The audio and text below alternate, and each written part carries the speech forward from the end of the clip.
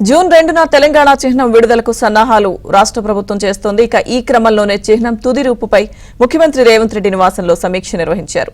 ఈ సమావేశంలో కళాకారుడు రుద్రరాజేశం, మంత్రి జూపల్లి కృష్ణారావు, ప్రొఫెసర్ కోదండరాం, అద్దంకి దయాకర్, జేఏసీ నేత రఘు, సీఎం సలహాదారు వేం నరేందర్ రెడ్డి, ఎమ్మెల్యేలు తదితరులు హాజరయ్యారు. తెలంగాణ పోరాటం, అమరుల త్యాగాలను ప్రతిబింబించేలా రాష్ట్ర చిహ్నాన్ని రూపొందిస్తున్నట్లు సమాచారం. పూర్తి అప్డేట్స్ మా ప్రతినిధి రాజేష్ అందిస్తారు. రాజేష్, చెప్పండి, తెలంగాణ చిహ్నంపై తుది రూపు కోసం కసరత్తు చేస్తున్నట్టు తెలుస్తోంది. సో ఈ నేపథ్యంలోనే సమీక్ష జరుగుతోంది. అప్డేట్స్ ఏంటి?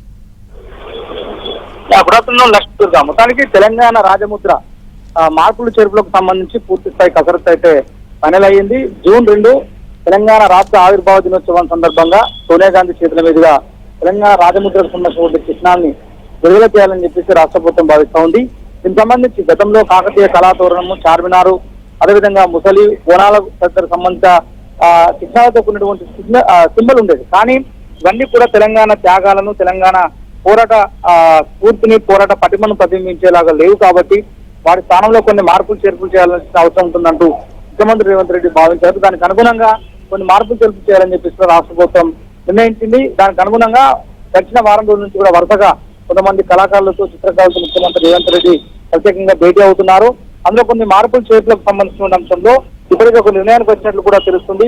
అయితే జూన్ 2వ తేదీన జరగబోతున్నటువంటి యొక్క ఆవిర్భావ దినోత్సవ సందర్భంలో తెలంగాణ మరిదశ తెలంగాణ ఉద్యమంలో జరిగినటువంటి పోరాటం, త్యాగాలను ప్రతిబింబించేలా రామప్పతో పాటుగా మరికొన్ని చిహ్నాలను అందులో యాడ్ చేయాలని చెప్పేసి రాష్ట్ర ప్రభుత్వం భావించింది.